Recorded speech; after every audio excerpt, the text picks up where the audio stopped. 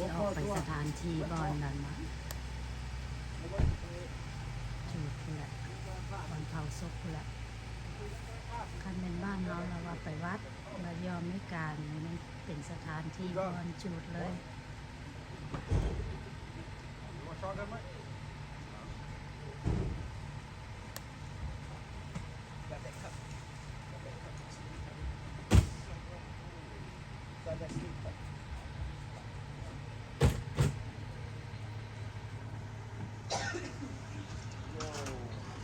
Shot every day, but You want it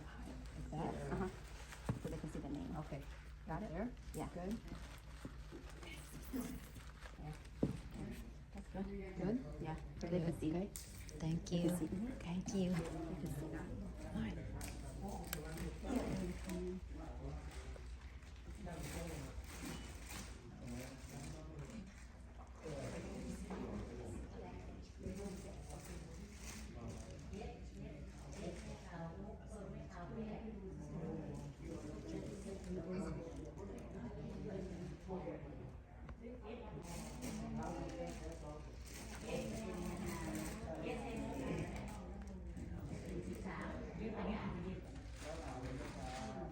love you though. I know how.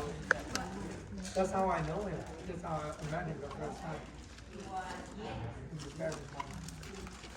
Yeah, he always say, "Oh, it's my brother Tommy too." That's why.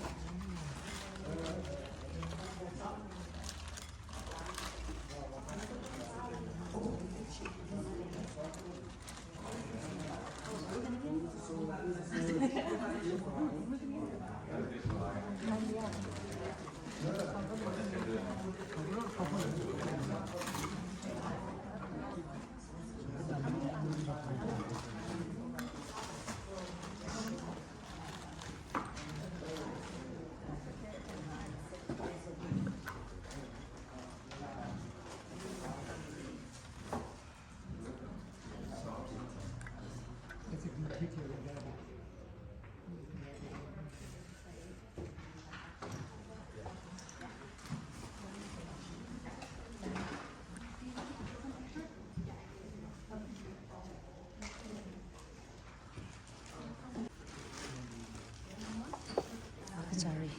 ตัดไปเลยรถดีละ Take care.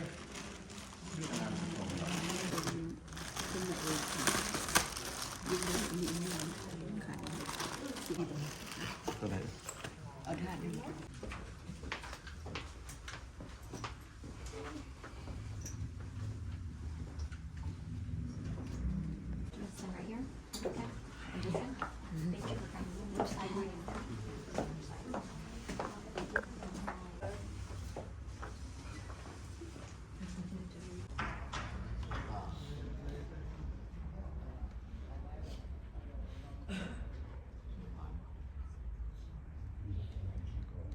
เกี่ยมมาทำบุญให้แกน้องชายและผู้เป็นผัวในมื้อนี้ถือว่าเป็นครั้งสุดท้ายบ่น้อยสบงก็สิได้บ่เห็นอีกแล้วที่ว่าธาตุสี่ขันธ์ห้าแห่งนี้ก็ถือว่าสิได้เผาย้อนมีความรักความแพงนำอายนำพี่นำน้องนำบ่คู่ร้านเฮาบ่ยึดมันถือมันบ่เอาเป็นแกนสารทุกคนเกิดมาแล้วต้องพบสิ่งนี้เบิดทุกคนเนาะพระพุทธเจ้าเพิ่นว่าให้ทำกรรมดีไว้ทำความดีมันจะเป็นหนทางที่เราไปสู่ภพภูมิ ทามแย่แล้วทามแย่ กุศลธรรมทำดีอกุศลธรรมคือทำบ่ดีเพื่อสอนเพื่อสู้ให้มนุษย์ของเราประจำอยู่ทางบอนตาไปนั่นแหละก็ทางใหญ่เข้ามาหอยแซงมะนาวบนนักเกลือเข้ามาซอยกันทันยาเด้อทางเบือกประทานพี่น้องจับเพิ่นนั่นแหละคบกันแล้วสบาย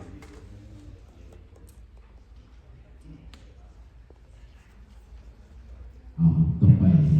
เราถวายผาบางสกุลถวายปัจจัยสยธาเอภาย่องเซหัวตามหลังเขาหน่อยเด้อเลาะ โมตัสสะภะคะวะโตอะระหะโตสัมมาสัมพุทธัสสะนะโมตัสสะภะคะวะโตอะระหะโตสัมมาสัมพุทธัสสะนะโมตัสสะภะคะวะโตอะระหะโตสัมมาสัมพุทธัสสะสุติโตอะทินันจายาตกานังกาลกตานังทิขรตังหิตายาอัฏฐายาสุขายาข้าแต่ท่านพระสงฆ์ผู้เจริญพวกข้าน้อยทั้งหลายครอบครัวนางมุนไสยวงศ์ครอบครัวนางแมวไสยวงศ์โอ้ศรีสุราษฎร์บ่ บอ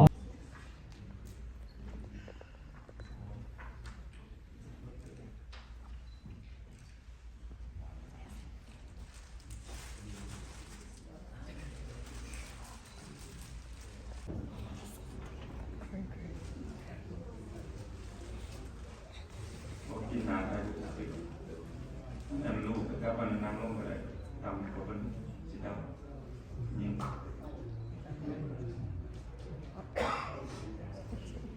Get too close to daddy.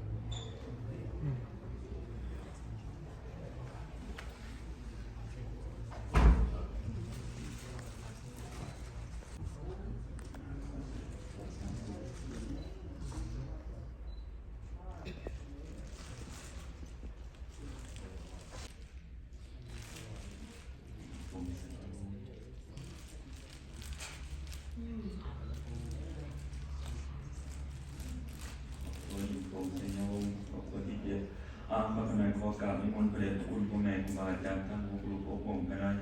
ไปหักผ่าบังสกุลคณะ อริจาวัฏสังขาราโสปัจจวายธรรมิโน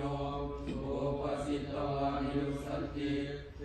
สังอุปัสสโมสุโขสัพพิสัตตมรณิจามานิสุจามาริสเรตาเทวหังมาริสามินาทิเม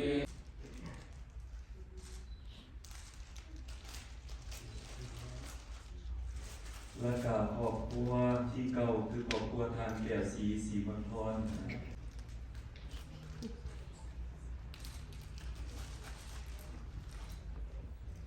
ครอบครัวที่10คณะขอเชิญครอบครัวทานไก่แก้วเขาละองศา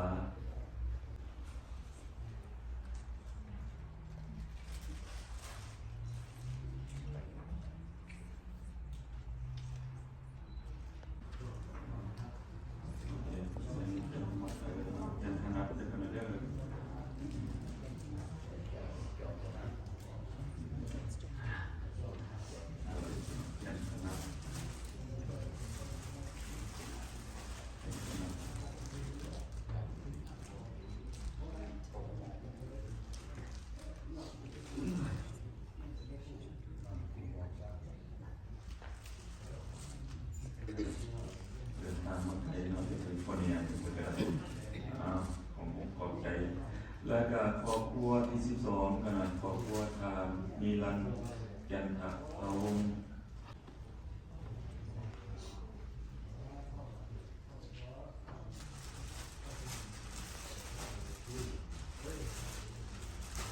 คนปีขนาดออกมาฟังเข้าใจ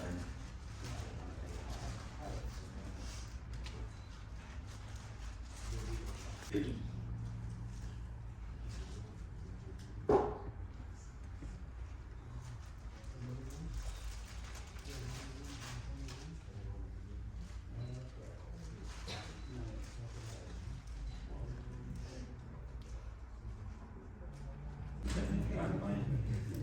เป็นบทเสด็จตัวตัวคือเป็นใส่เป็นตัวไม่ครับ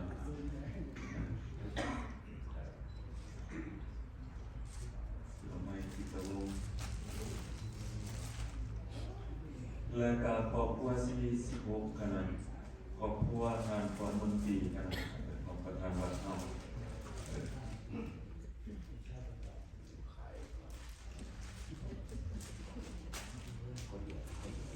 คนเดียวคนเดียว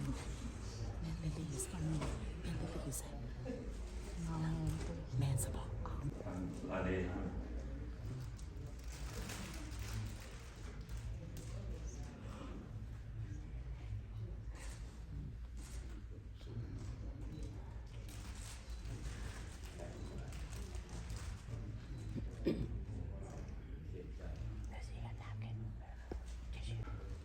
สุภาพสตรี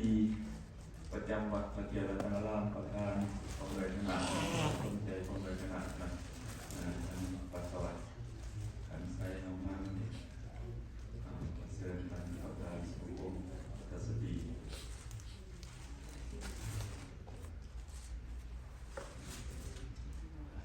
และการที่19คณะพรเชิญวัดล่างพระเกียรติรัตนารามของพระบาทพระมิไซเรียนประเสริฐเนาะ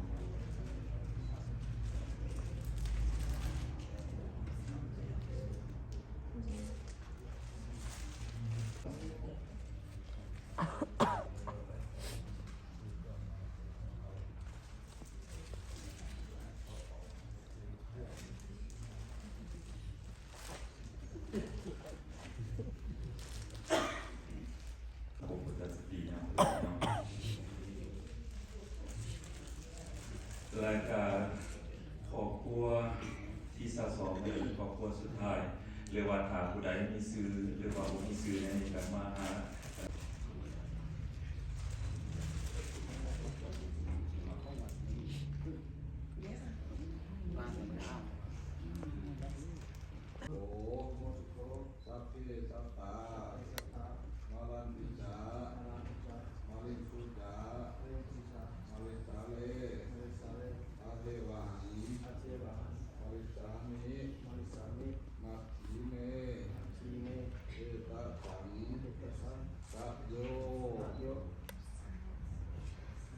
เป็นการให้กำลังใจแก่ผู้ยังและมาปล่อยอารมณ์ที่ข้างคาคือความโศกเศร้าเสียใจ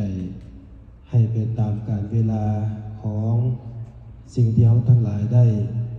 ฮักได้หวงแหนเส้นว่ามื้อนี้เราได้มาพร้อมกันส่งทางกาย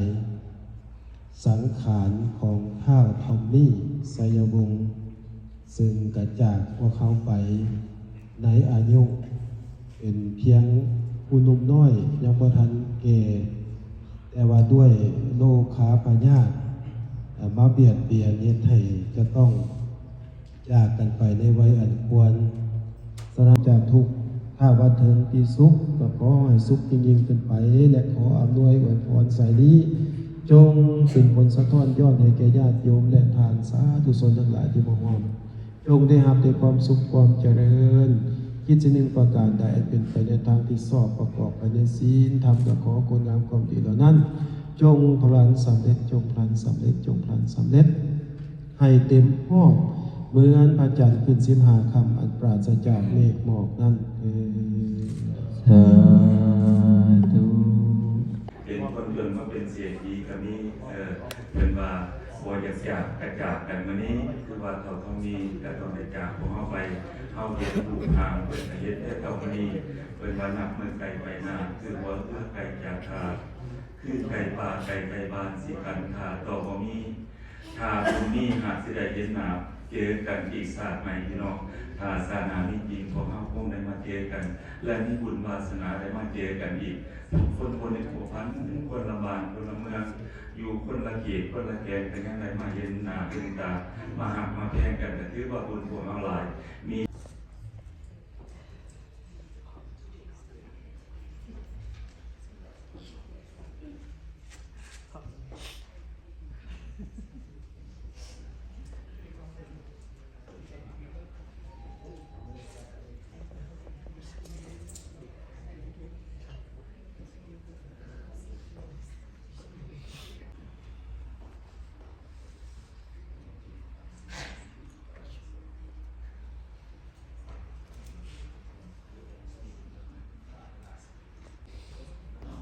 ส่ของเรียนทางสมาคมพี่น้องแ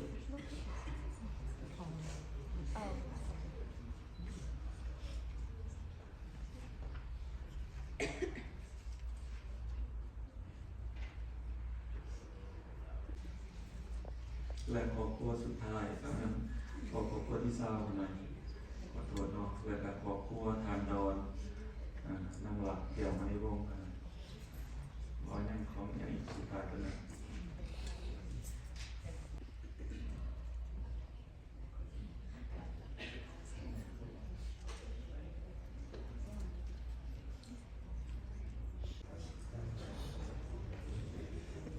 มูแบตเตอรี่เบิด